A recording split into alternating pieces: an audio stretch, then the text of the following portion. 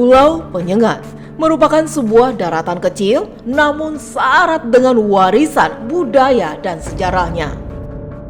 Pulau yang masuk ke dalam wilayah administrasi kota Tanjung Pinang Kepulauan Riau merupakan peninggalan kejayaan Kerajaan Melayu Riau Lingga pada abad ke-19, sekitar tahun 1824 hingga 1911 Masehi.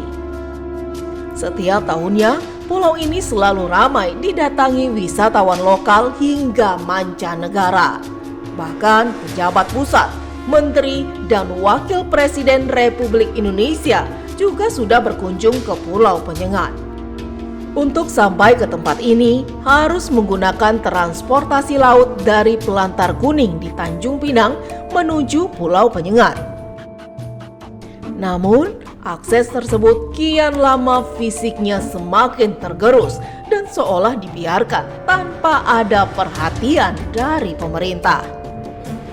Kini melalui program penataan kawasan Kuala Riau yang dilakukan Lembaga Bantuan Millennium Challenge Corporation atau MCC dari Amerika, aktivitas penyeberangan pompong diminta untuk pindah sementara ke Pelabuhan Kuala Riau di Pelantar 2. Usulan pemindahan tersebut menimbulkan polemik di kalangan penambang pompong. Tim Yunus Reportase mencoba mencari tahu alasan dari penambang pompong yang enggan direlokasi sementara oleh Badan Usaha Pelayaran PT Pelabuhan Kepulauan Riau.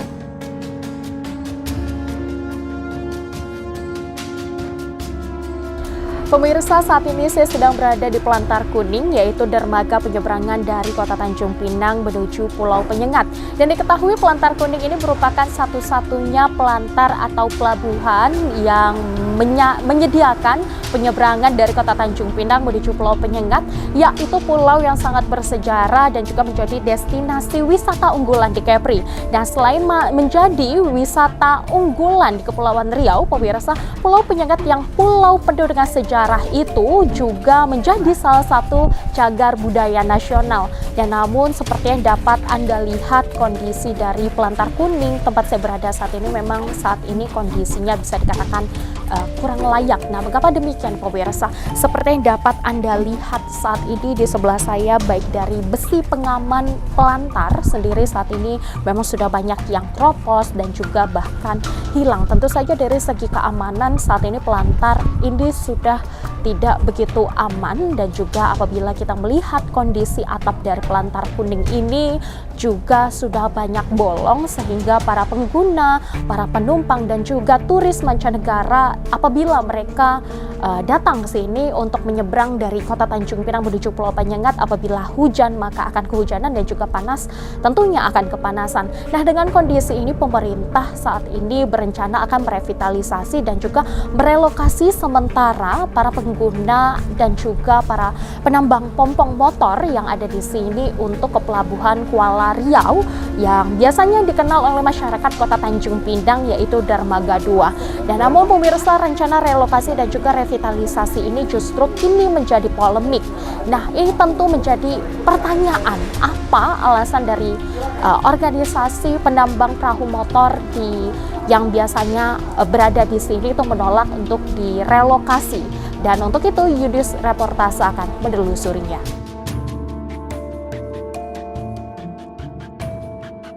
Penasehat Operator Penambang Perahu Motor atau OPPM Penyengat, Raja Asman, mengatakan selama ini para penambang hanya mendapat janji dari pemerintah Provinsi Kepulauan Riau akan adanya perbaikan Pelantar Kuning, tempat mereka mencari nafkah selama ini. Raja Asman menyebut sampai detik ini janji tersebut tak kunjung ditepati. Bahkan mereka diminta untuk pindah ke Pelabuhan Kuala Riau atau yang akrab disebut Pelantar 2 sebagai relokasi sementara dikarenakan Pelantar Kuning sudah tidak layak untuk menopang banyaknya pengunjung dan dikhawatirkan akan roboh. Melihat adanya opsi pemindahan sementara itu, pihaknya menolak tegas akan wacana tersebut. Lantaran Pemda setempat tidak menjelaskan sampai kapan para penambang akan berada di lokasi tersebut. dan tidak ada kejelasan kapan Pelantar Kuning akan direnovasi oleh Pemda setempat. Kata saya jelaskan hari ini, kalau terjadi force majeure, keadaan alam yang di luar dugaan kita, di roboh seketika. Mau kita numpang kalau di mana tempat. Kalau Bapak mau, Pak, artinya dalam posisi di lokasi, ya Bapak menerima aja ya. Untuk kedepannya Bapak masih mempertanyakan harus cepat dibangun gitu Pak, gitu ya. Tidak, relokasi ini kita belum terima. Masalah bukan pembangunan ini Pak. Bukan pembangunan. Kalau lokasi di Kuala Riau kan dan Bapak bilang tadi pertama masih menerima gitu. Tidak. Oh, tidak. Di sana yang ditawarkan mereka ini kan tawaran baik dari BUP ini. Kita belum menerima itu. Alasannya Pak? Sementara Pak, karena belum ada kejelasan. Walaupun sementara kapan? Alasannya Pak? Omonglah. kejelasan 1 ini ya. bulan, sementara 2 bulan. Kita minta ini tahu jelas Kak. Ini tetap kalau andai kata kami sepakat, andai real ternyata itu dibangun, hari ini dia taruh material, besok kita otomatis tahu saja perintah lagi.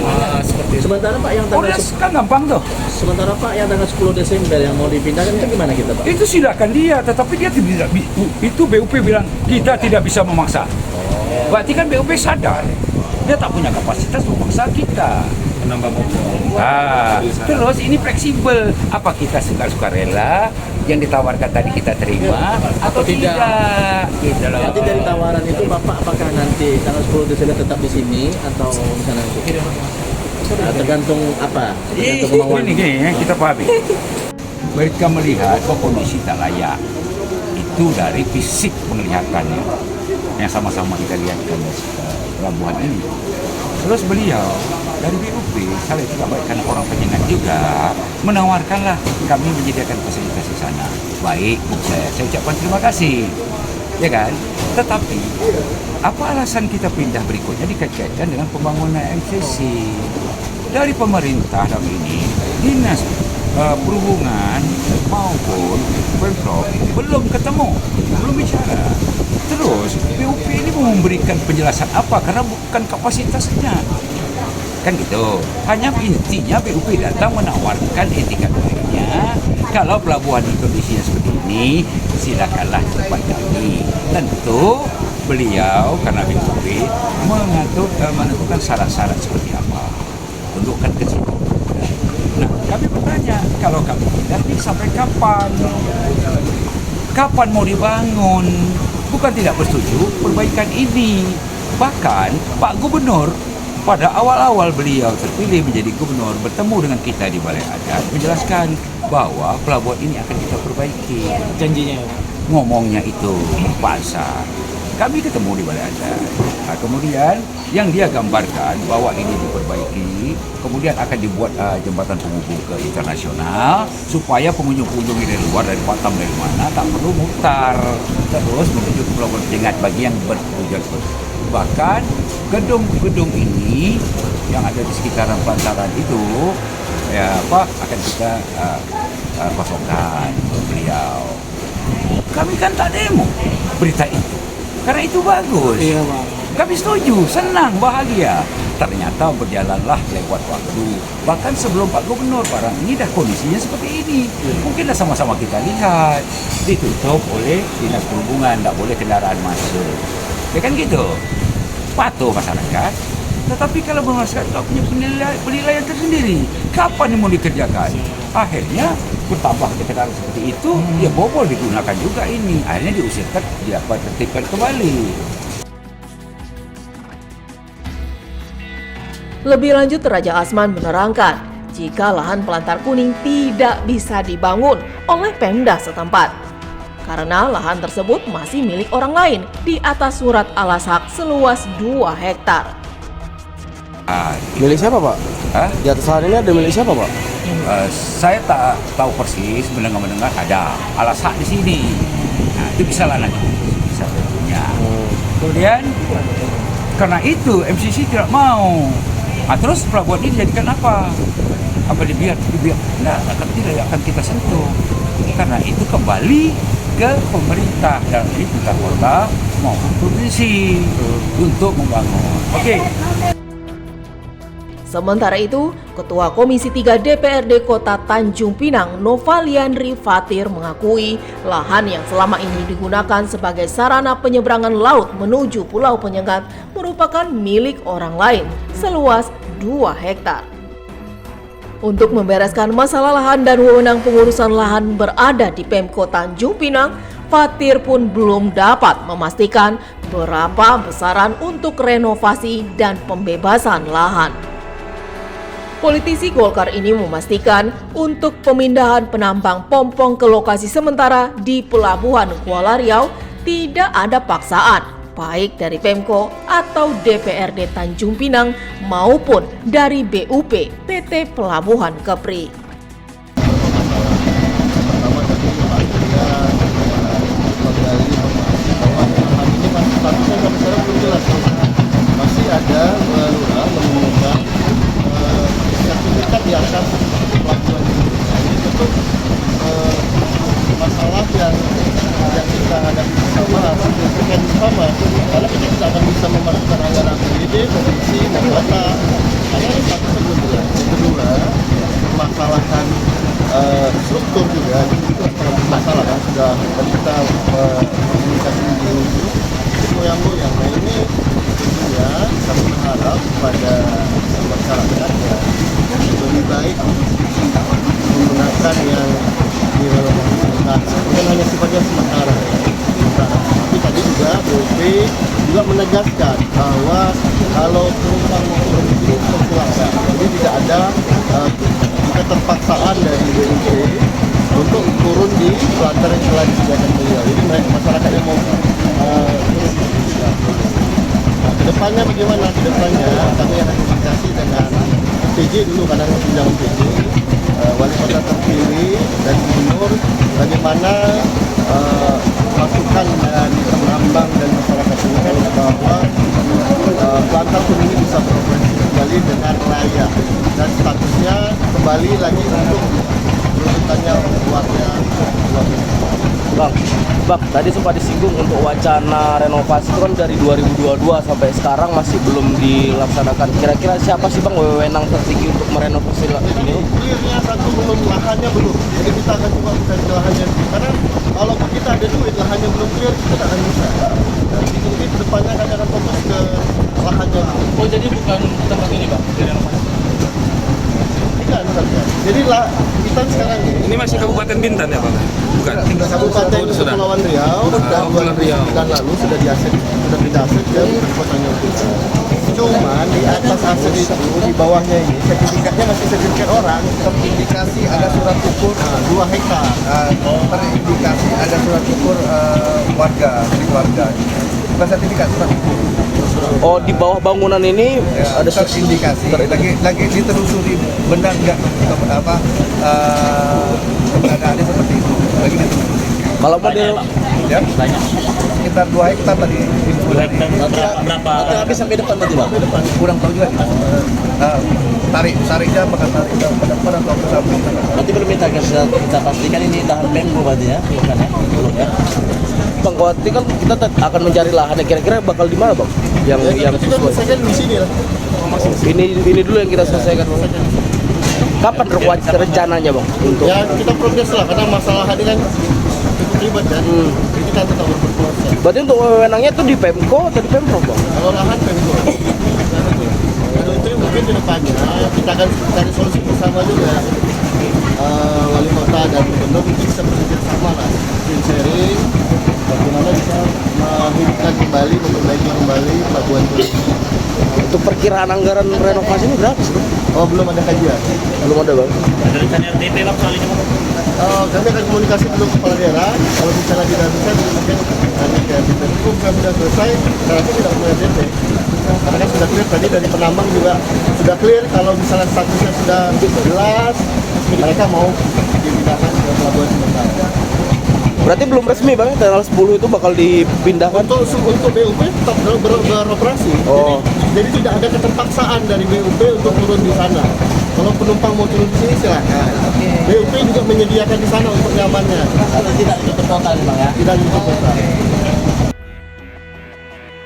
Sementara itu, Kepala BUP PT Pelabuhan Kepri Awaludin menyebut sejauh ini baru 7 penambang pompong yang bersedia pindah ke lokasi sementara dari Pelantar Kuning Penyengat.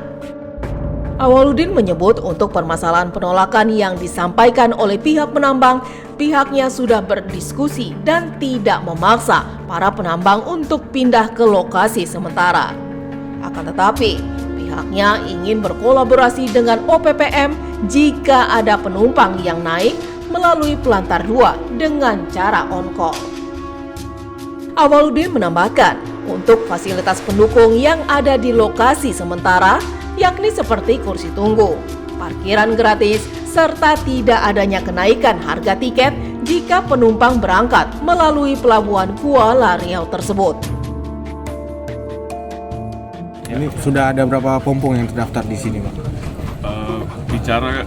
Kita bicara yang mediasi semalam loh, mungkin rekan-rekan wartawan kan ada, ya kan? Jadi terkait hasil mediasi semalam, memang kita akan tetap mengadakan doa selamat. Pagi tadi saya sudah adakan, ya kan? Jadi kita buka cara soft opening aja, dan dengan di trial 1 buah pompong, dan kemarin juga keputusannya Pelantar Kuning juga tidak ditutup atas permintaan OPPM. Jadi pada dasarnya tergantung masyarakat lah yang memilih, mau lewat di Pelabuhan Kuning silakan dan mau lewat sini silakan. Dan pada dasarnya yang mengambil penumpang di antara 2 pelabuhan ini tetap OPPM dari Pulau Penyengat. Jadi kita kan akan coba kolaborasi lagi dengan OPPM terkait pada sistem macam mana yang harus kita lakukan. Apa kita on call, apa mereka standby sini, ya mana yang terbaik aja. Jadi untuk saat ini sistemnya macam mana, Pak? Kita telepon mereka atau? Kita pada awalnya ada beberapa yang mau, jadi karena ada ya mungkin ada penekanan ya dari pihak Lambang, saya juga nggak tahu maksudnya apa, ya kan? Padahal kita kan mereka ambil penumpang kan banyak uangnya kan lari ke mereka juga gitu. Nah, jadi tapi nanti kita coba koordinasi lebih baik lah, jadi, karena kan kondisi sekarang ya mungkin masih panas-panasnya, jadi ya butuh ketenangan lah dalam mungkin ada butuh mediasi oleh toko-toko itu. Nah, sebelumnya ada berapa pompong yang sepakat? Sebelumnya ada sekitar 7 pompong yang sepakat. Pompong. Yang sepakat itu yang standby di sini atau gimana? Ya, standby. Yang menggunakan ini ya. Terus sekarang gimana yang 7 pompong itu? Kalau sekarang ini ya, kalau lihat pada kondisinya ada beberapa yang rusak, kan ada perbaikan mesin. Jadi kita kembali lagi, kita juga nggak mau mengganggu manajemennya daripada OPPM. Awalnya ya kita mau ya on call aja, kan dekat sini. Kalau penumpang udah ada kita tinggal panggil. Kita baru kerjasamanya itu aja. Ya, Pak, mungkin sedikit saya perlu tahu kalau untuk yang di sini dan di sana tuh ada bedanya nggak? Misalnya tarif atau lain segala macam? Nggak ada. Dulu udah biasa orang Penyengat nak ke Pelantar 1, nak Pelantar Sri Bintang Pura, nak ke KUD semua diantar sama penambang. Jadi kalau mereka nggak mau antar sini, ada alasan apa, kita kan pasti ada satu tanda tanya ya. Pak, itu pengaruhnya sama wisatawan nanti gimana, Pak? Kalau misalnya mereka lihat ada yang sana, ada yang di sini, terus akhirnya malah berpengaruh sama wisatawan yang mau ke Penyengat. Kalau wisatawan luar negeri, saya barat turunnya di sini, ya kan, karena kita dengan fasilitas dan kedekatan jarak dari sini menuju ke Tangga. Kalau secara logika aja kita tuh juga malu tuh. Kalau wisatawan lewat Pelantar Kuning itu gimana letak kita? Kalau nanti ada ribut-ribut atau intimidasi kan wisatawan nanti akan jadi image jelek, Pak Tanju bilang. Betul, ya itu makanya kemarin kan untuk demo pagi ini kan kita diadakan mediasi malam semalam. Udah clear itu. Ya barat kan ada satu keputusan. Ya, tapi hari ini kan kita nggak tahu lagi dari mereka ini bagaimana, karena kan yang datang kan perwakilan aja penambang. Ya mungkin mereka ada rapat internal lagi, kita nggak tahu. Bang, ada mediasi yang maksudnya clear tuh clear seperti apa, Bang? Mereka Clear. setuju di sini. Awalnya kan mereka nggak mau ditutup Pelabuhan Kuning, udah clear, nggak ditutup. Ya sini katanya nggak boleh buka dulu, ya clear, udah dibuka untuk umum. Itu aja. Jadi penambang tetap kita gunakan satu OPPM di antara 2 pelabuhan nih, itu aja. Gubernur Kepulauan Riau Ansar Ahmad mengatakan bahwa pemerintah provinsi akan membangun pelantar tersebut melalui MCC dari Amerika Serikat dan akan dikemas sedemikian rupa. Penyengat gimana Pak? Plantar kuning penyengat kita Pak, kan kita udah sediakan baru. Itu kan nanti akan dibangun dengan MCC Amerika. Biar kita kemas sekali ke depan. Dan itu aset kan aset kota juga. Gitu. Kita tempat yang bagus, yang lebih bagus. Kita nggak ada masalah lah, masyarakat kan masa itu pun mau dipersoalkan.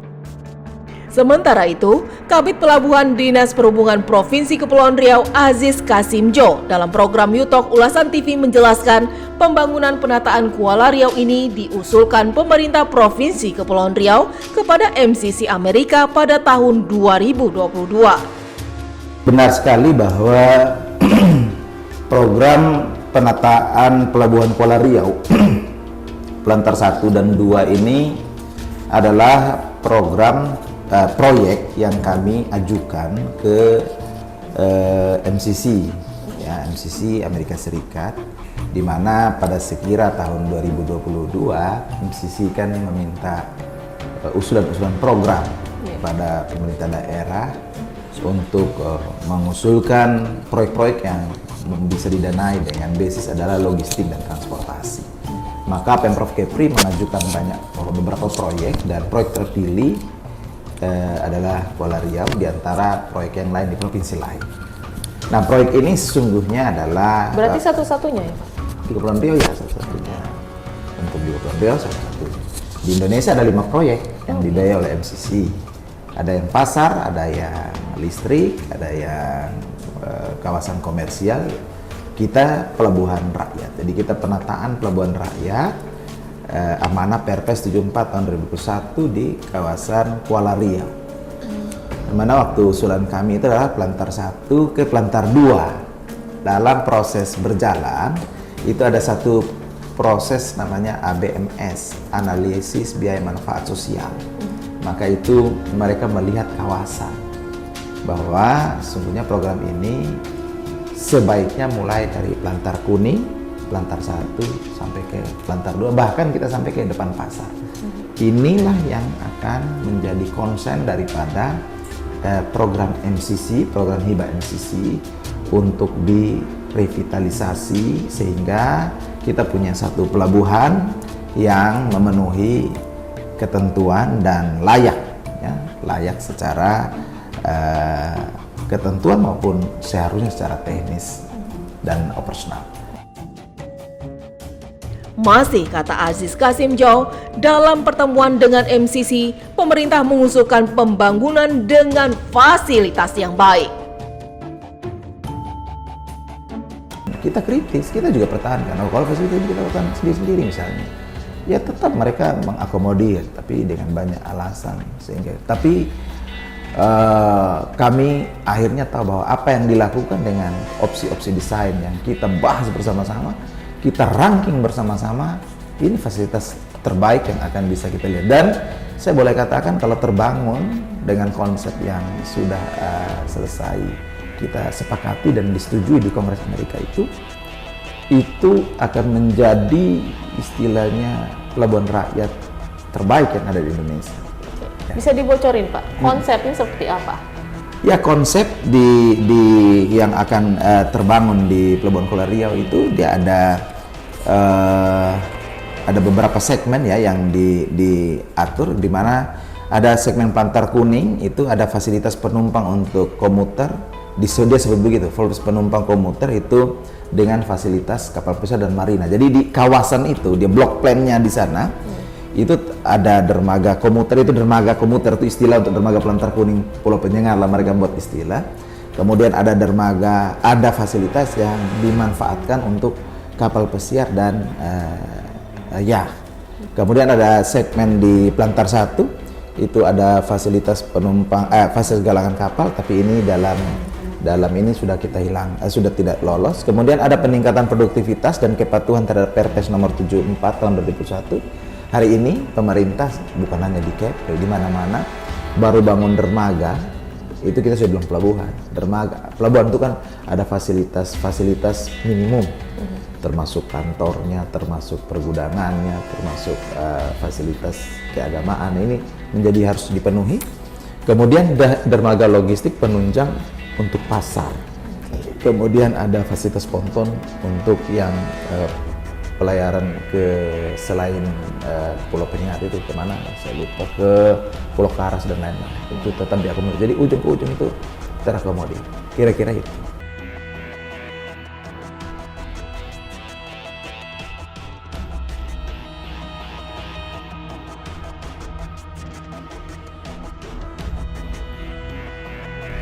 Ya, jadi pemirsa memang mengingat Pulau Penyengat merupakan pulau bersejarah yang juga masuk sebagai cagar budaya nasional serta menjadi destinasi wisata unggulan yang ada di Kepulauan Riau. Tentunya kita mengharapkan pemerintah ke depannya dapat lebih memperhatikan dan juga meningkatkan sarana, prasarana dan juga fasilitas penyeberangan dari Kota Tanjung Pinang menuju Pulau Penyengat, mengingat memang banyaknya wisatawan baik dari mancanegara dan juga tokoh-tokoh penting di Indonesia yang berkunjung ke Penyengat. Sekian reportase kali ini dan tetap saksikan Yunis reportase selanjutnya.